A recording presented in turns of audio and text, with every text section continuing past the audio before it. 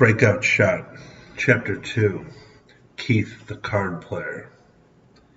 After they exchanged parting words, Billy disappeared down the alley, and Keith was alone. He finished his cigarette and listened to the rainwater drip from the overhangs of the buildings. He tossed his cigarette into the pavement, and the deep saturation soaked up the burning ember. He went back up the stairs and into the green room, and he sat down and looked around the table. At the end of the table, Paulie pulled in a pile of chips won, and a man with bloodshot eyes looked both stoic and suicidal. The man put money on the table, and the doorman brought more chips. The dealer shuffled and cut the deck and dealt out the next hand, and Keith raised the pot, and there were a few calls. He bet the flop, then bet again on the turn. The others folded, and he collected the chips and stacked them.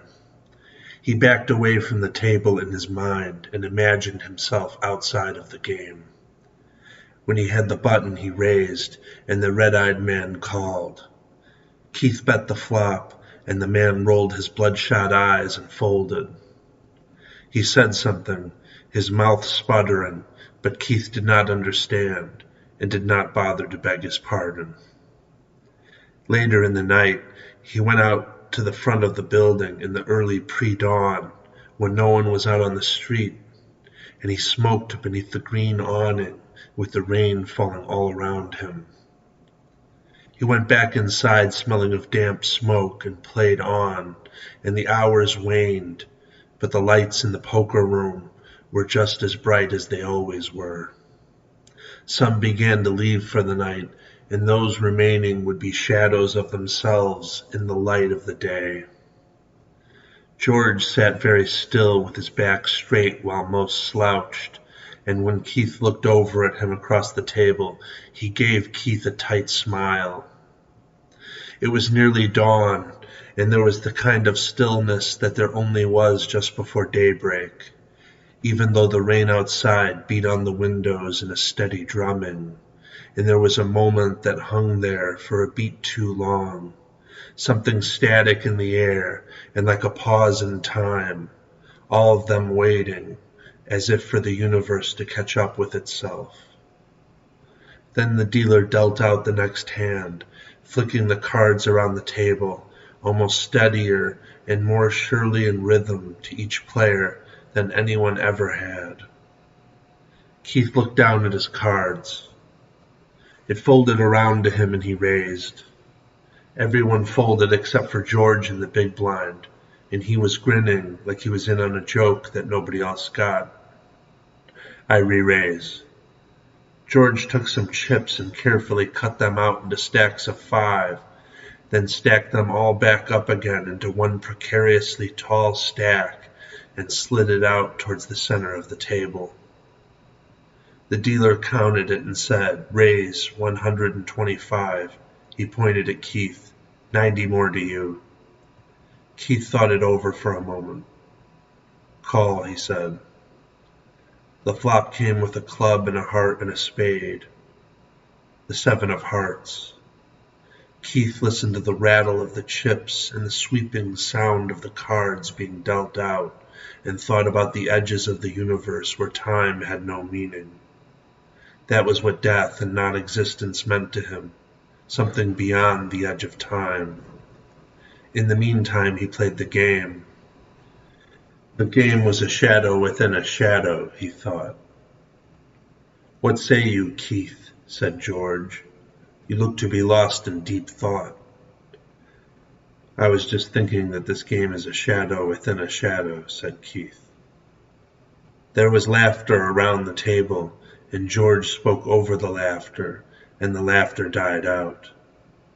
What do you suppose dear Keith is casting these shadows? Keith looked at his hand. Doesn't matter. No way of really knowing. The best you can hope for is what it isn't. And what isn't it? Anything that anybody's ever thought of, Keith replied. Everyone at the table, Paulie, the wizard, the man with the bloodshot eyes. All looked silently at George. Everyone was quiet, but some raised eyebrows or rolled their eyes, but no one spoke or made a noise. To everyone in the room, time had a tremendous weight to it at this hour, and no one had it in them.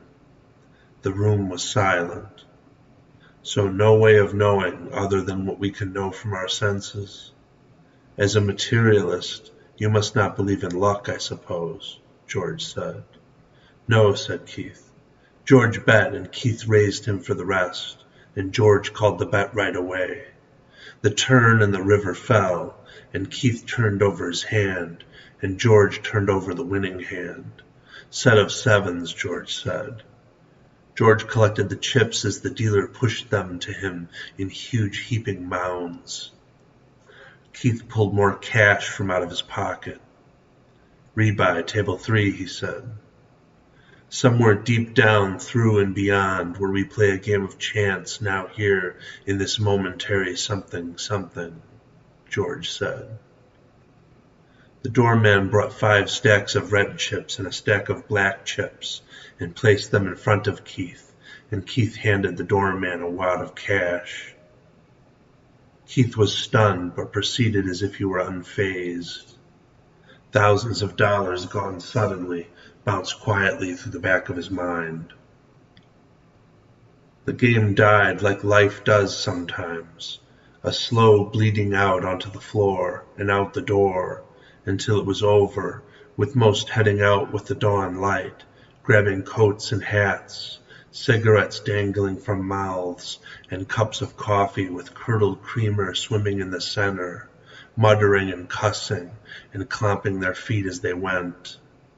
Keith had struggled against luck, against the current of it, and lost heaping stacks of chips to George, who stared and never looked away, and the wizard who reached his arms far out to the middle of the table when he bet and let them dangle across the table, hunched over like a draftsman working, and Paulie, who grinned and smirked all the time, but it was more like a sneer or a grimace, with his teeth clenched tight and his lips curled back. Now Keith stumbled out into the daybreak, and the others went off down the alley, and then he was alone. He lit a cigarette and walked towards his car. He was unsure how much he had lost, most of what he had on him, maybe a quarter of his entire roll. Through the brisk morning air, tired in his bones, Keith went towards home. He thought of sleeping and wished he could sleep forever. Keith slept and awakened at dusk and sat on the couch and contemplated his existence as the red daylight drifted down beyond the edges of reality. He felt he was floating above the ceiling, devoid of meaning. He could see the game all at once. Weaknesses in the structure he could exploit. His opponents played too passively. They played too many hands. The game was slow and tedious with the illusion of fun. You either saw the angle or you were the sucker. He looked at his opponents and weighed this in his mind. Did they understand the game was an angle? Half the deck was unplayable. The next night, Keith played at the casino near the airport. The game was stiff. No one spoke, and there was only the sound of the chips being shuffled together. He raised and he bet. He check-raised in a hand and he got there on the turn. He wanted to force the action. He played a hand and bluffed through to the river, all of his money in the pot. He felt his face was just above the surface of rising water. His opponent folded and he was relieved. He played a few more hands and racked up his chips. When he left the casino, the area was dark, and the shadows were slanted in a menacing and heavy way under the sparse streetlight. There was money being made, so things were controlled. There was an eerie quiet. The next day, Keith drove north and up the dirt roads to his father's house, and by the time he got there, it was night, and his headlights illuminated the darkness of the woods and the occasional road reflector. He turned the car engine off and heard the silence, and got out of the car and looked up at the stars clustered and spread out across the brilliance of the night sky. His father had left the front door open for him, and he could see the bluish, slow pulse of the television light from inside. He climbed the front stairs, and he could smell tobacco burning, and knew his father was on the back porch. He opened the screen door and went in, and the television light illuminated the clutter of the living room. On the dining room table there were engine parts and an impact wrench, batteries of all sizes, letters, maps, some open and others in piles next to cigarette cartons and tubes, and papers and books open to pages showing diagrams and charts, a stack of black and white photographs, flares and candles, bottles of peroxide and antiseptic, notebooks with pens and pencils between the pages, a small chainsaw, nails and screws, an array of tools, an old tabletop scale, and a bottle of whiskey half drunk. Keith went through to the kitchen and saw the old dog sleeping through his arrival on the linoleum under the kitchen table. On the kitchen table were more tools and stacks of books, cleaning supplies, plates, and garbage bags neatly stacked, canned fruits and beans, bottled water, bags of potatoes and onions, knives of different sizes, and a puzzle midway completed. He opened the back door and joined his father, who was leaning on the railing of the porch, looking out at the lake and the night sky full of stars. A wind blew through the tops of the trees, and the forest creaked and groaned in the moonlight. "You made it." He patted Keith on the shoulder. Keith leaned on the railing of the porch and looked out at the dark and swaying forest. For a long time they both only listened to the wind and watched the trees sway in the darkness. "Something troubling you?" asked his father. "Thinking about doing something really fucking stupid," said Keith. His father rolled his shoulders back and turned and looked back out at the forest. "Jesus, try not to get yourself killed." They both looked into the dark lake water. Then his father went and opened the door into the kitchen. "Well, you came to the right place," he said. He held the door open, and Keith went and followed him into the house and down the stairs to the basement. In each corner of the basement there were tables and workstations set up with vice stands and woodworking equipment and welding tools. There was a fume extractor and a welding positioner and a reloading press and a turret press. There were several different kinds of locks, each held in a vise attached along the length of a wood table. "These here are the most common kinds of locks you find," said his father. "I've been practicing how fast I can pick them. You never know when you'll need to get through a locked door, and it's a lot quieter than breaking the door down. Mind if I give it a try? Knock yourself out." Keith picked up a couple of thin tools and hunched over and went to work on one of the locks. You have to find the shear line and apply the right pressure in the right order, starting with the binding pin, and apply a light press with the tension wrench.